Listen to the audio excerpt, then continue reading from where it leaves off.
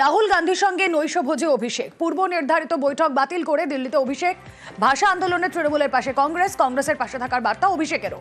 বাংলা আমাদের প্রায়োরিটি মন্তব্য অভিষেকের। দলের সাংসদদের সঙ্গে বৈঠকে মন্তব্য অভিষেকের।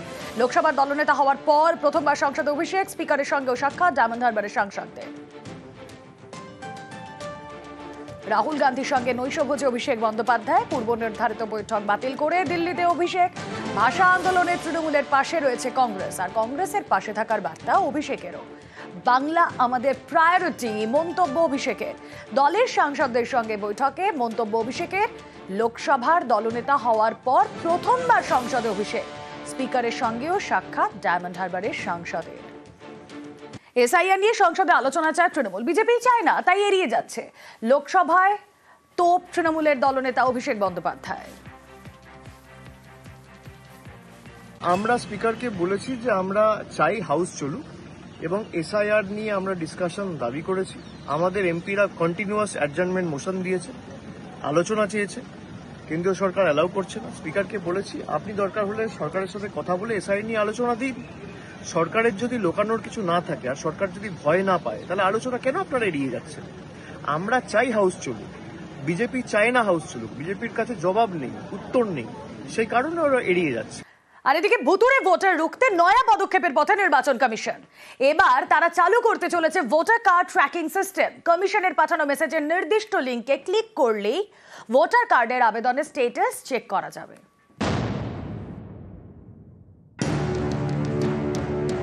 পাসপোর্টের মতো এবার ভোটার কার্ডেও চালু হচ্ছে ট্র্যাকিং সিস্টেম। এর তোড়জোড় শুরু করেছে সিইওর অফিস। এই ব্যবস্থা চালু হলে মোবাইল ফোনের মাধ্যমে আবেদনের স্ট্যাটাস চেক করতে পারবেন সংশ্লিষ্ট ভোটার। ভোটার কার্ডের জন্য আবেদন করলে নির্বাচন কমিশন আবেদনকারীর মোবাইলে মেসেজ পাঠাবে। মেসেজে দেওয়া থাকবে লিঙ্ক, সেই লিঙ্কে ক্লিক করলেই আবেদনের স্ট্যাটাস চেক করা যাবে। জেলা নির্বাচনী আধিকারিকের দপ্তর থেকে আবেদন মঞ্জুর হলো কিনা। আবেদন মঞ্জুর হলে তথ্য যাবে কলকাতার প্রেসে, সেখানে ভোটার কার্ড ছাপা হবে। সেখান থেকে যাবে জিপিও থেকে স্পিড পোস্টে আবেদনকারীর ঠিকানায়।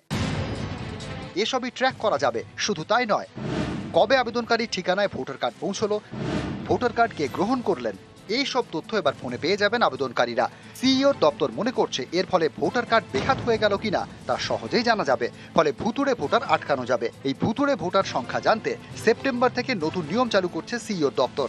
নতুন নিয়ম অনুযায়ী এবার ভোটার কার্ড জিপিও থেকে স্পিড পোস্ট করবে কমিশন। সচিত্র পরিচয়পত্র জিপিওর মাধ্যমে সরাসরি পৌঁছে যাবে ভোটারের ঠিকানায়। এই নতুন নিয়ম কার্যকর হবে 1 সেপ্টেম্বর থেকে। এর পাশাপাশি এবার ভোটার কার্ড ট্র্যাকিং সিস্টেম চালু করছে কমিশন।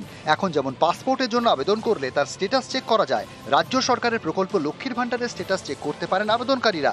এবার তেমনই ভোটার কার্ড ট্র্যাকিং সিস্টেম। প্রত্যেকটি বিধানসভার ইলেকটোরাল রেজিস্ট্রেশন অফিসারদের দপ্তরে কতগুলি করে এপিক পড়ে রয়েছে, যে এপিকগুলি নেওয়ার কোনো ভোটার নেই, তার হিসেব ইতিমধ্যেই জেলা শাসকদের থেকে চেয়েছে রাজ্যের মুখ্য নির্বাচনী আধিকারিকের দপ্তর। আর তার মাঝেই এবার এপিক নিয়ে ট্র্যাকিং সিস্টেম শুরু করলো সিইও দপ্তর। উদ্দেশ্য একটাই, যাতে ভুতুড়ে ভোটার আটকানো যায়। ক্যামেরা সুমন বোসের সঙ্গে Somraj Bandyopadhyay, news 18 Bangla, Kolkata. Electoral registration অফিসারদের সাসপেন্ডের প্রতিবাদ। ঝাড়গ্রামের মঞ্চ থেকে ফের কমিশনের এখতিয়ার নিয়ে সরব মুখ্যমন্ত্রী। বিজেপির বিরুদ্ধে চক্রান্তের অভিযোগ তুলে কড়া আক্রমণ মমতা। দুজন WBCS অফিসার ওনারা সাসপেন্ড করে দিল, ইলেকশনে ডিক্লেয়ার হয়নি। কি সাহস! Under which rule? বাবা সাহেব আম্বেদকর এই কনস্টিটিউশন তৈরি করেনি। আমরা সবাই ছোট থেকে জানি, যেদিন ডেট অফ নোটিফিকেশন হয় ইলেকশনের, সেদিন থেকে ইলেকশন কমিশন অ্যাকশন নিতে পারে। এখন ইলেকশনের অনেক বাকি আছে। এখন থেকে কি ভেবেছেন এই এনআরসির নাম করে ব্যাক ডোরে যাকে ইচ্ছা অফিসারদের ভয় দেখাবেন? অফিসারদের পাশে সরকার ছিল, আছে এবং থাকবে। যে কোনো সরকারি কর্মচারীদের পাশে গভর্নমেন্ট ছিল, আছে, থাকবে।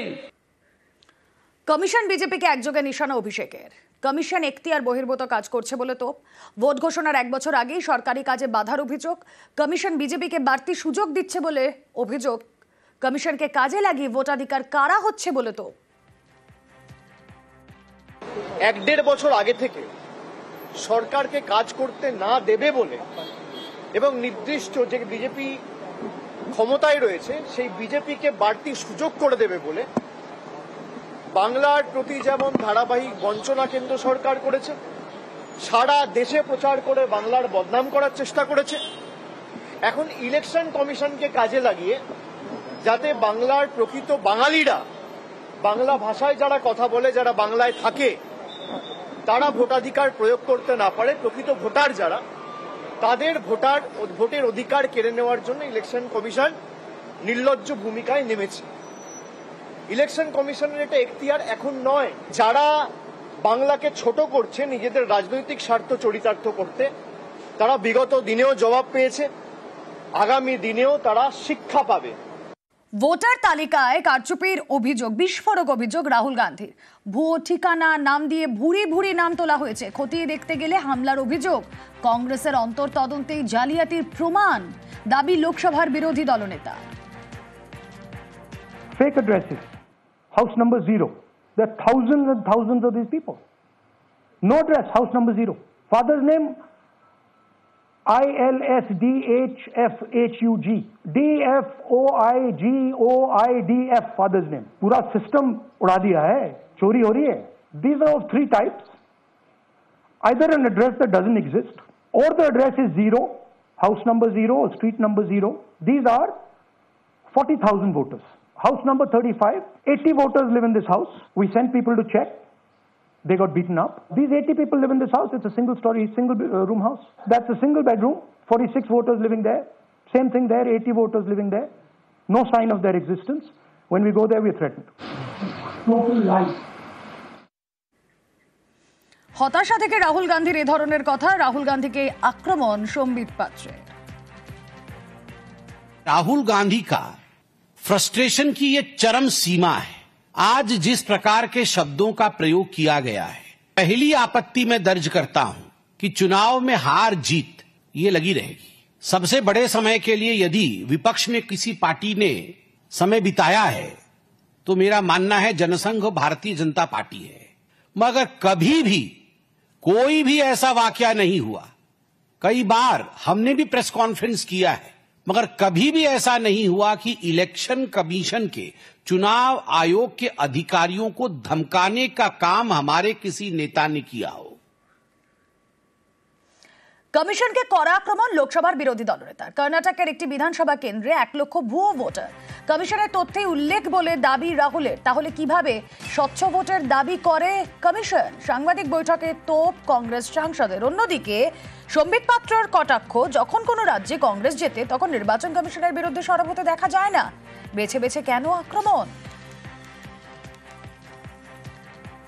हमें सस्पेशन था, करोड़ों लोगों को सस्पेशन था कि दाल में क्या कुछ ना कुछ काला है। बीजेपी को एंटी इनकम्बेंसी नहीं लगती थी। ओपिनियन पोल, एग्जिट पोल कुछ कहते थे, रिजल्ट कुछ और आता था। हरियाणा, महाराष्ट्र, मध्य प्रदेश उदाहरण, माहौल बनाया जाता था कि इस कारण जीते। लाडली बहना, पुलवामा, सिंदूर, नैरेटिव क्रिएशन। और फिर इलेक्शन कमीशन कोरियोग्राफ शेड्यूल बनाता था। जब कागज के वोट पड़ते थे, हिंदुस्तान एक दिन में वोट करता था। बट अब इलेक्ट्रॉनिक वोटर मशीन है, महीने लगते हैं। उत्तर प्रदेश के मतलब 5 स्टेजेस हो गए। महाराष्ट्र में 3-4 लगा दो, असम का टाइमिंग चूज करो, हरियाणा का टाइम बदल दो, महाराष्ट्र का टाइम बदल दो। तो इसके कारण हमें सस्पिशन हुआ कि कुछ ना कुछ है। मैं मानता हूं कि जो तकनीकी विषय हैं वो कंसर्न डिपार्टमेंट अर्थात चुनाव आयोग ने भी कुछ जवाब दिया है। पहली बात है कि राहुल गांधी और कांग्रेस पार्टी ने आज तक उन राज्यों में कोई भी प्रेस कॉन्फ्रेंस नहीं किया जिन राज्यों में उनको जीत मिली है। आप हिमाचल में जीतते हैं, उस समय तो आप नहीं कहते हैं कि इलेक्शन कमीशन ने कहीं न कहीं फर्जीवाड़ा किया। उस समय आप फर्जीवाड़ा आपको नजर नहीं आता है या आप बधाई भी नहीं देते हैं। उस समय आप न्यूट्रल हो जाते हैं। जब आपको 99 सीट मिलती है लोकसभा के चुनाव में, तो आप पूरे देश में सेलिब्रेट करते हैं और कहते हैं देखो हमारी जीत हो गई। यदि देश का चुनाव आयोग ही कॉम्प्रोमाइज्ड है आपके कहने के मुताबिक, तो आप सेलिब्रेट किस बात का कर रहे हो कि हम जीत गए हैं, हमें अधिक सीटें मिली है। तो कहीं न कहीं एक सिलेक्टिव आउटरीच कांग्रेस पार्टी और राहुल गांधी में देखने को मिलता है।